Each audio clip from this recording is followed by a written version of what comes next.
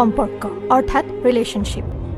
এই শব্দটো আজিৰ যুগত বহুতৰ বাবে সস্তীয়া হৈ পৰিছে যদিও কিন্তু কিছুমান এনে ব্যক্তি আছে, এনে উদাহৰণ আছে যাৰ বাবে এই শব্দটোৰ ওজন আজিও পবিত্ৰতাত ডুব গৈ আছে। আপোনালোকে এটা কথা ভাবিছেনে, আমি যদি সকলোৱে এনে এজন ব্যক্তিৰ সঁহাৰি পালোহেঁতেন যি অকল আমাৰ সুখতে নহয় আমাৰ দুখতো কাষত থাকিলেহেঁতেন, যি অকল নিজৰ বাবেই নহয় আপোনজনৰ বাবে নিজৰ বহুমূলীয়া সময় ত্যাগ কৰিব পাৰিলেহেঁতেন, যি অকল প্ৰয়োজনত নহয় নিস্বাৰ্থভাৱে প্ৰিয়জনৰ ওচৰত কাষত থাকিলেহেঁতেন,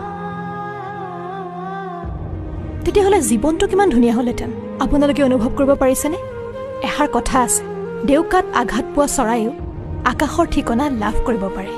ঠিক তেনেদৰে অতীতত হেৰাই যোৱা কাহানীও ৰঙীন ভৱিষ্যতৰ সান্নিধ্য লাভ কৰিব পাৰে যদিহে এটি সঠিক বিশ্বাসী আৰু শক্তিশালী সম্পৰ্কই কাষত ছাৰ দৰে থিয় দিব পাৰে।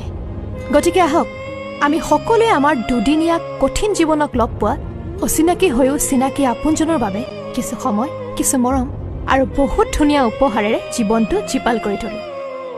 আচলতে কি জানে, এটি বিশেষ দিনৰ সন্ধানত ৰিলেশ্যনশ্বিপ নহয়, বিশেষ দিন আহে আৰু বিশেষ দিন যায়, কিন্তু এটি সঠিক সম্পৰ্কই আমাৰ প্ৰত্যেকটো দিনেই বিশেষ কৰি তুলিব পাৰে।